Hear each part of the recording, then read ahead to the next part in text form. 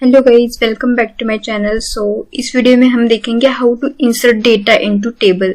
तो हमने previous video में ए स्टूडेंट नाम से एक टेबल क्रिएट करा था। तो इसमें अभी अगर डेटा डालना हो, हमें डेटा इंसर्ट करना हो स्टूडेंट टेबल में, जो भी हमें कॉलम्स दिए इन कॉलम्स के लिए, तो हम वो कैसे कर सकते हैं वो देखते हैं इस वीडियो में। तो इंसर्ट करने के लिए डेटा हम कमांड यूज करते हैं इंसर्ट इनटू। इस भी टेबल में हमें डेटा इंसर्ट करना है, उस टेबल का नाम स्पेसिफाई करते हैं स्टूडेंट, एंड देन ब्रैकेट्स में कॉलम्स के नाम देते हैं। तो हमारे पास जो कॉलम्स है वो देखते हैं। यहाँ पे टेबल्स में ये हमारा रहा स्टूडेंट टेबल।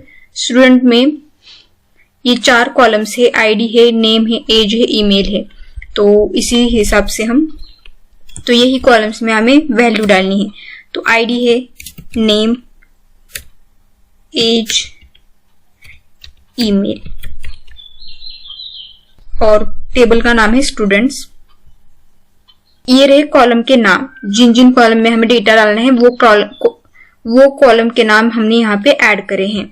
तो अभी हम वैल्यूज ऐड करेंगे।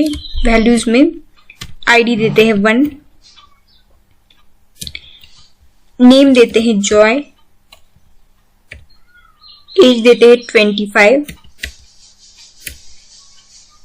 और ईमेल देते हैं joy@gmail.com।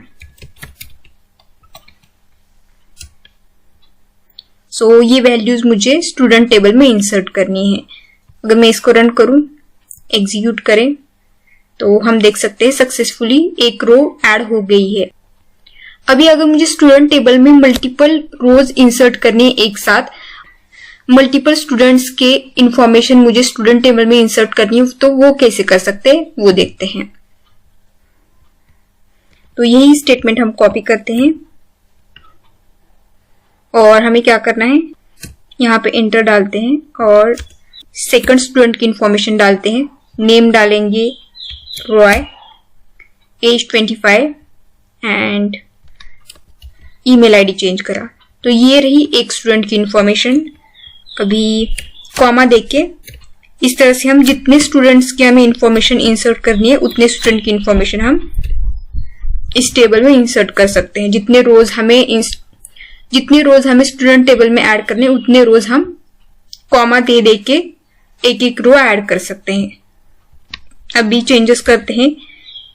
आईडी हमारा प्राइमरी की है तो यूनिक होना चाहिए।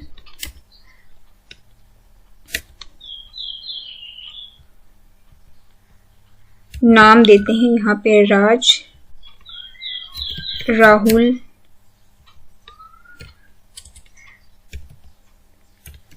प्रिया।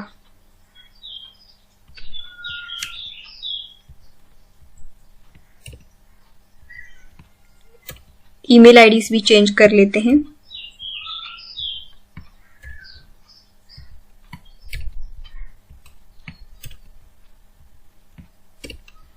तो ये मुझे 4 रिकॉर्ड्स इंसर्ट करने स्टूडेंट टेबल में। अगर मैं इसको इंसर्ट करूं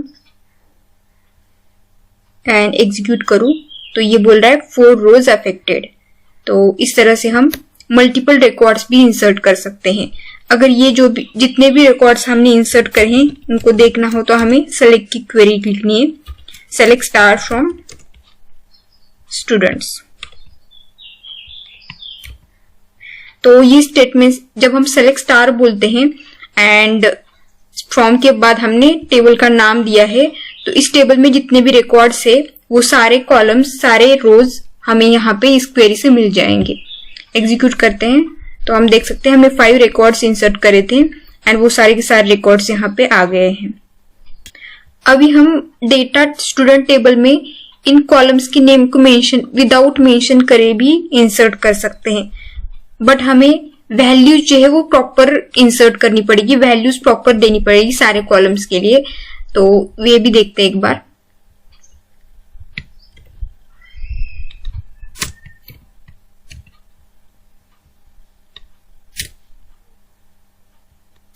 ये कॉमा हटाते हैं एंड यहाँ पे देते हैं 6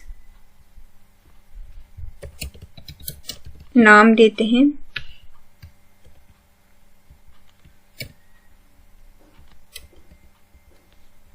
और मुझे अभी कॉलम्स के नाम स्पेसिफाई नहीं करने, तो इस तरह से भी हम डेटा इंसर्ट कर सकते हैं।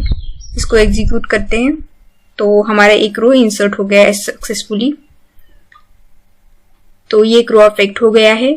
इसको अगर सेलेक्ट करके देखें तो जो भी हमने डेटा इंसर्ट करा है वो यहाँ पे आ जाएगा।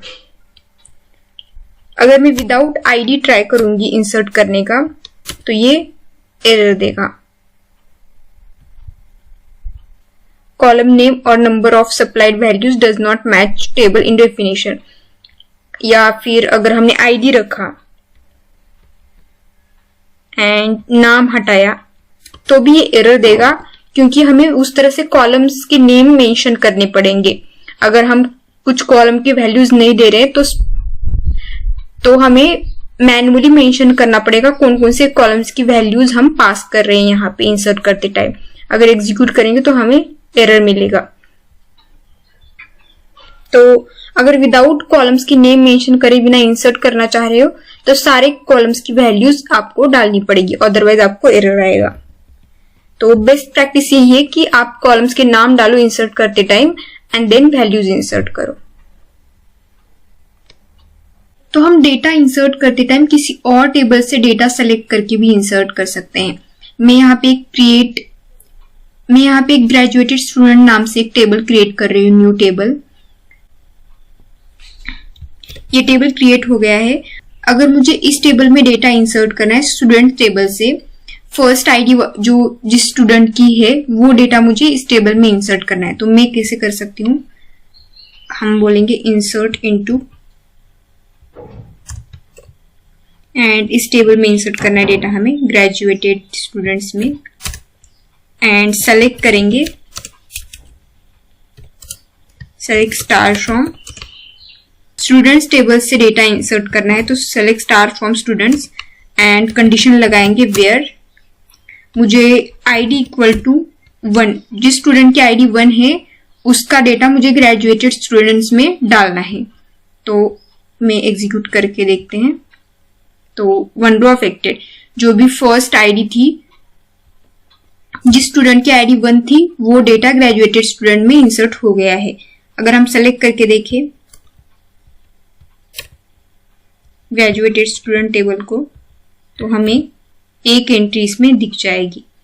एग्जीक्यूट करते हैं तो हम देख सकते हैं फर्स्ट आईडी थी जॉय की एंड उसका डेटा यहाँ पे इंसर्ट हो गया है।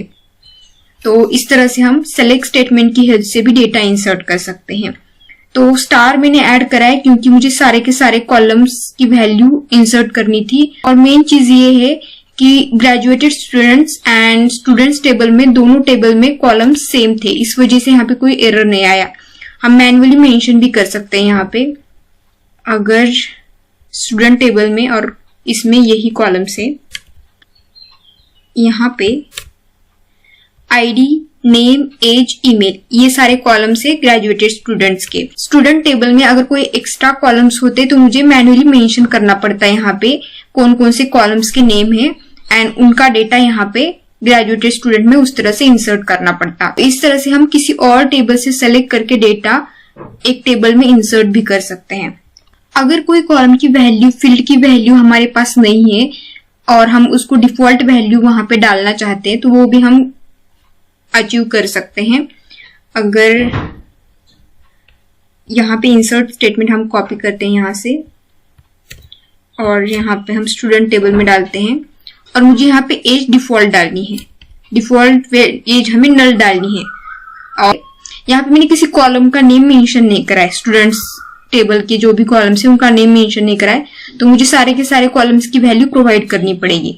तो मुझे यहाँ पे एज की वैल्यू डिफॉल्ट डालनी है एंड हमें आईडी चेंज करनी पड़ेगी, आईडी 7 डालते हैं। यहाँ पे हमें ईमेल आईडी के लिए हमने यूनिक बोला है तो यहाँ पे ईमेल आईडी चेंज करनी पड़ेगी। तो हमने आईडी 7 डाली है और एज की वैल्यू हमने डिफॉल्ट डाली है। तो अगर एग्जीक्यूट करेंगे तो एक रो इंसर्ट हो गया है यहाँ पे एंड हम करेंगे सेलेक्ट करके देखते हैं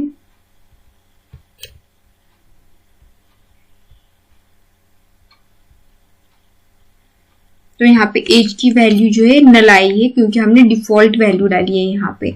तो इस तरह से हम डिफॉल्ट कीवर्ड का भी यूज कर सकते हैं अकॉर्डिंग टू आवर रिक्वायरमेंट। तो ये सारे डिफरेंट तरीके हैं जिनकी हेल्प से हम टेबल्स में रिकॉर्ड्स इंसर्ट कर सकते हैं, रोज इंसर्ट कर सकते हैं। जो भी डेटा हमें डालना है वो हम डाल सकते हैं। So this is for today's video. If you like this video, do like to the video and subscribe to the channel. Thanks for watching.